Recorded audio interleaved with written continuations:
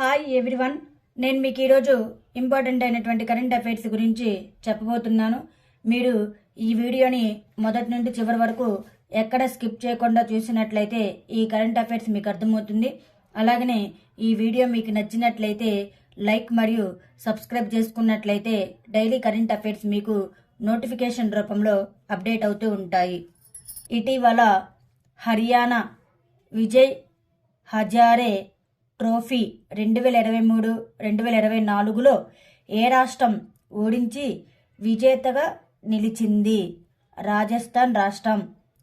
అంతర్జాతీయ లింగ సమానత్వ బహుమతిని ఏ దేశం అందజేస్తుంది? ఫిన్లాండ్. 4 స్టార్స్ ఆఫ్ డెస్టినీ పేరుతో ఎవరి జ్ఞాపకాలు రాబోతున్నాయి? General MM Naravane.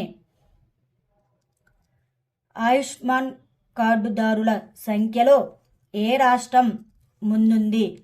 ఉత్తరప్రదేశ్ 46 మిలియన్లు. సెబీ యొక్క కనీసం పబ్లిక్ షేర్ హోల్డింగ్ నియమం యొక్క ఉద్దేశ్యం ఏమిటి? లిస్టెడ్ ఎంటిటీలలో పబ్లిక్ యాజమాన్యాన్ని తప్పనిసరి చేయడం. సిఓఎఫ్టి అవసరాల సందర్భంలో ఏఎఫ్ఏ ధృవీకరణ అంటే ఏమిటి? ప్రామాణీకరణ యొక్క అదనపు అంశం.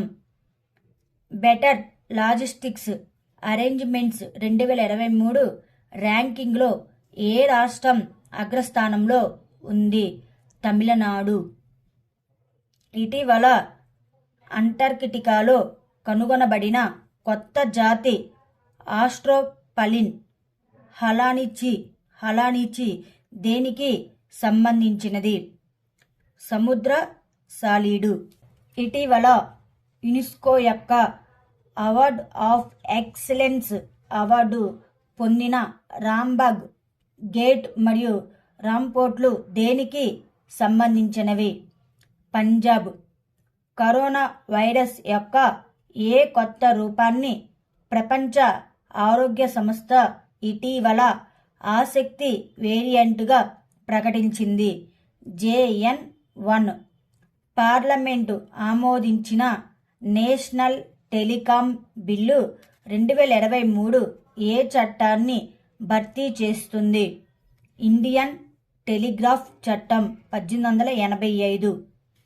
ఇటీవల 6వ ఠాగూర్ లిటరరీ అవార్డుతో ఎవరు సత్కరించబడ్డారు? సుక్రత్ పార్ కుమార్. 3065 మెగావాట్ల సోలార్ పార్కు సామర్థ్యంతో దేశంలో అగ్రస్థానంలో ఉన్న రాష్ట్రం ఏది? రాజస్థాన్. ఇటీవల అంతర్జాతీయ టేబుల్ టెన్నిస్ ఫెడరేషన్ ఫౌండేషన్లో సభ్యునిగా చేరిన మొదటి భారతీయుడు ఎవరు?